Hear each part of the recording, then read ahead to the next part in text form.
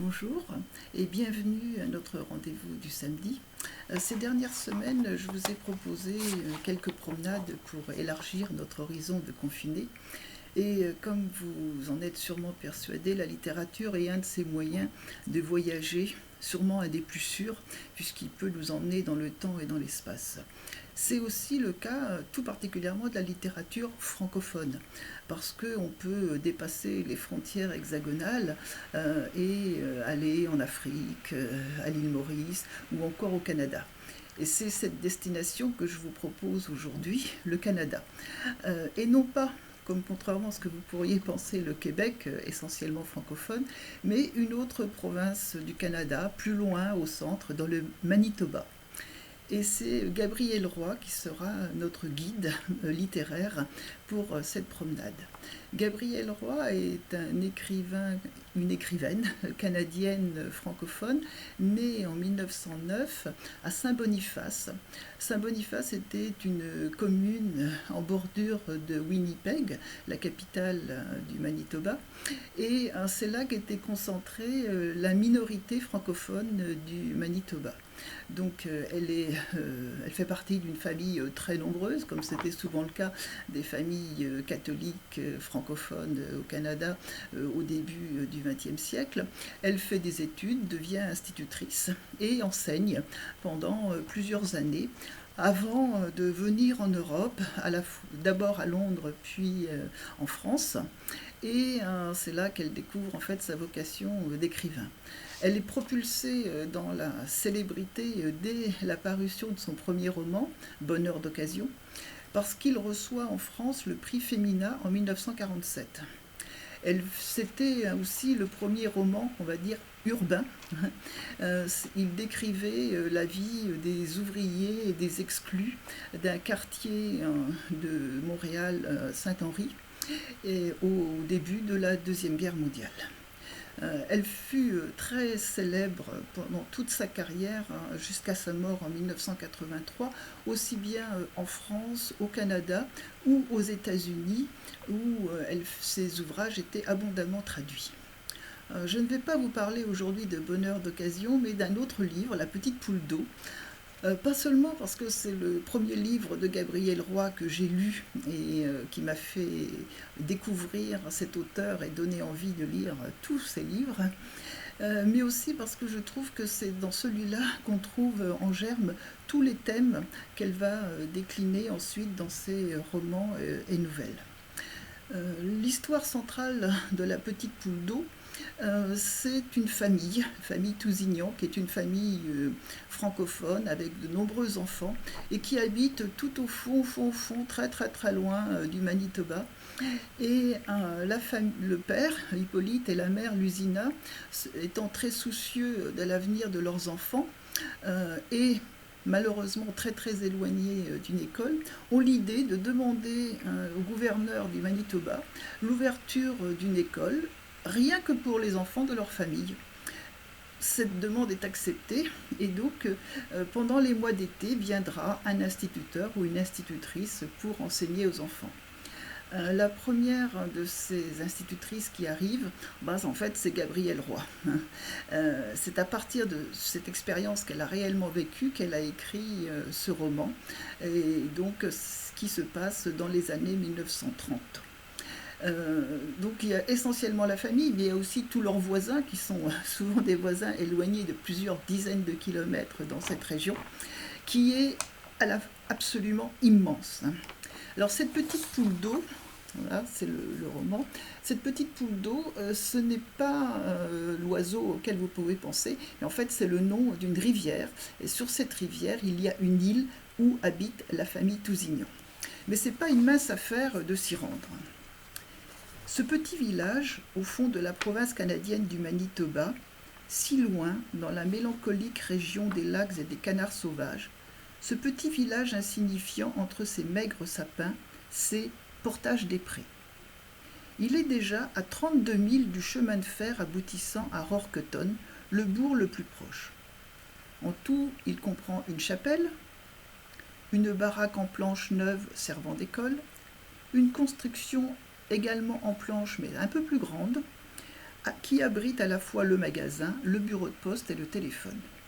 On aperçoit un peu plus loin 2 autres maisons qui, avec le magasin bureau de poste, logent l'entière population de Portage-des-Prés. Mais j'allais oublier. En face du bâtiment principal brille, munie de sa boule de verre qui attend toujours l'électricité, une unique pompe à essence. Et c'est absolument tout ce qu'il y a à Portage-des-Prés. Rien ne ressemble davantage au fin fond du bout du monde. Cependant, c'était plus loin encore qu'habitait la famille Tousignon. En effet, il ne faut pas moins des 4 premières pages du roman à l'auteur pour décrire le chemin à parcourir pour arriver dans cette famille.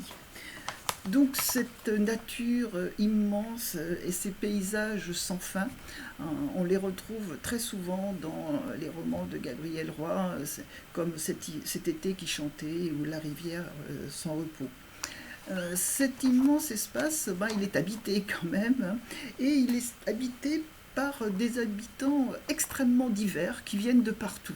Alors bien sûr, il y a les Indiens originaires qu'on appelle souvent dans les romans les métis, mais aussi des peuples qui viennent beaucoup d'Europe centrale, mais aussi d'Ukraine, de Russie, et qui tous, au début du XXe siècle, ont été chassés soit par la famine, soit par l'intolérance religieuse ou philosophique, et qui sont arrivés au Canada pour peupler, une sorte, et on les a envoyés un petit peu partout, jusque dans le Manitoba et jusque dans les provinces les plus reculées.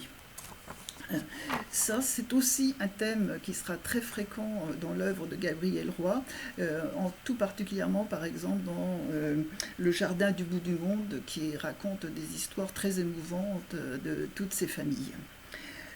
Tout ce brassage de population crée un formidable humanisme, et Gabriel Roy porte un regard attachant et aimant aussi à tous ces personnages.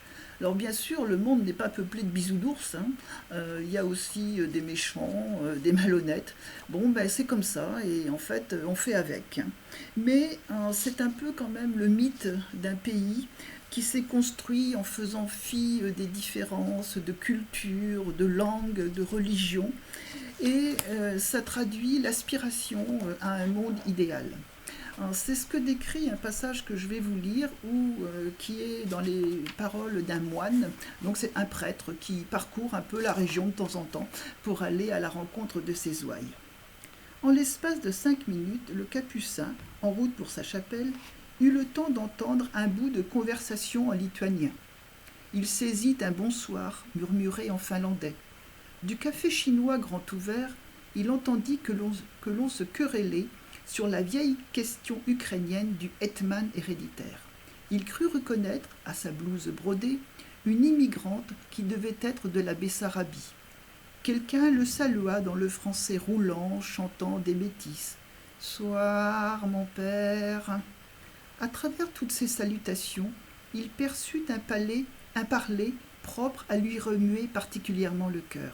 Vite, il se retourna pour découvrir qui avait parlé flamand. Il était à l'aise en mettant pied dans cette petite babelle.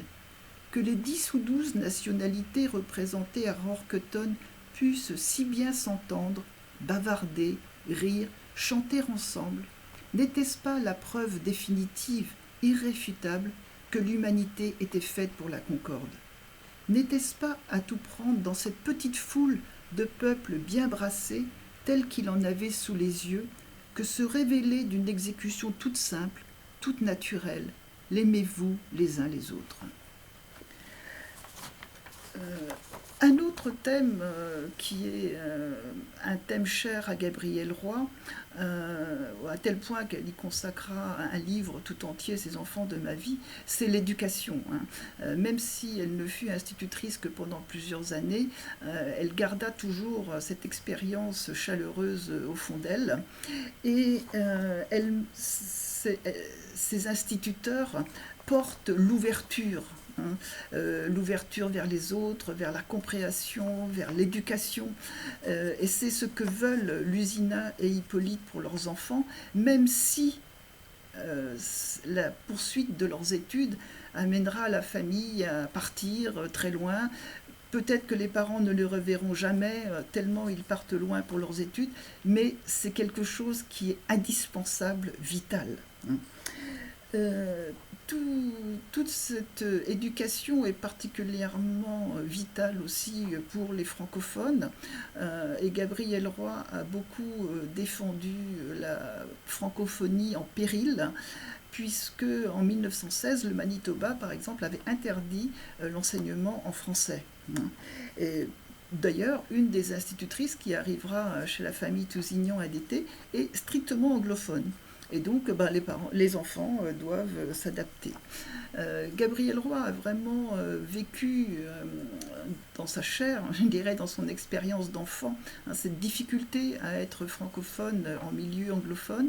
Et dans sa biographie, La détresse et l'enchantement, elle raconte notamment le mépris qu'il fallait endurer des vendeuses lorsque sa mère et elle allaient faire les courses dans un magasin à Winnipeg, la capitale évidemment anglophone.